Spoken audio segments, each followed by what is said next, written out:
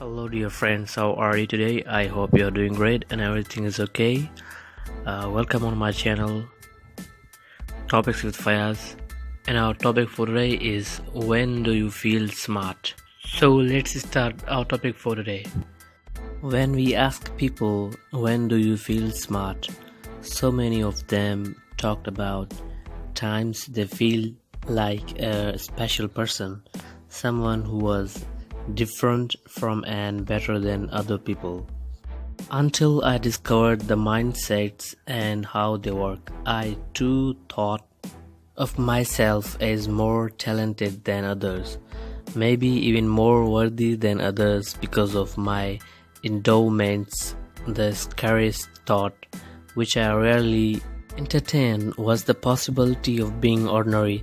This kind of thinking led me to need constant validation.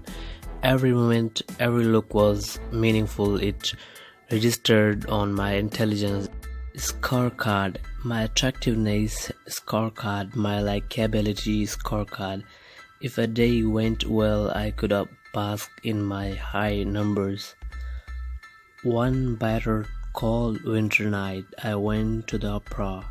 That night, that opera was everything you hope for, and everyone stayed until the very end.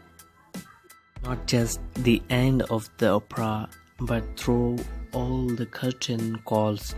Then we all crowded into the street and we all wanted taxis. I remember it clearly. It was after midnight. It was 7 degrees. There was a strong wind, and as time went on, I became more and more miserable. There I was, part of an undifferentiated crowd. What chance I did have? Suddenly, a taxi pulled up right next to me. The handle of the back door lined up perfectly with my hand, and as I entered, the driver announced, "What chance did I have?"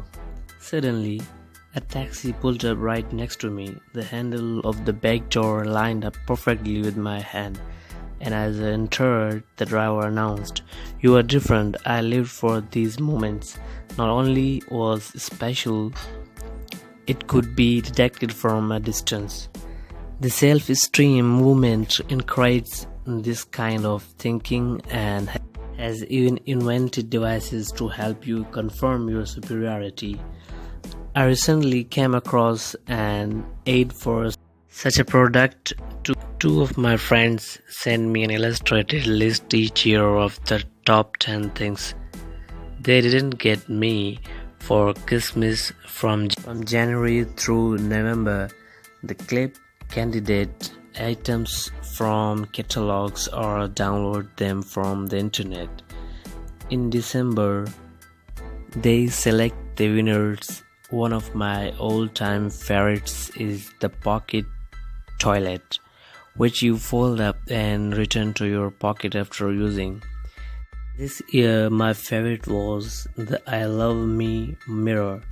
A mirror with I Love Me in huge capital letters written across the bottom half. By looking into it, you can administer the message to yourself and not wait for the outside world to announce your specialness. Of course, the mirror is harmless enough. The problem is when special begins to mean better than others, a more valuable human being, a superior person, an entitled person. Thank you very much.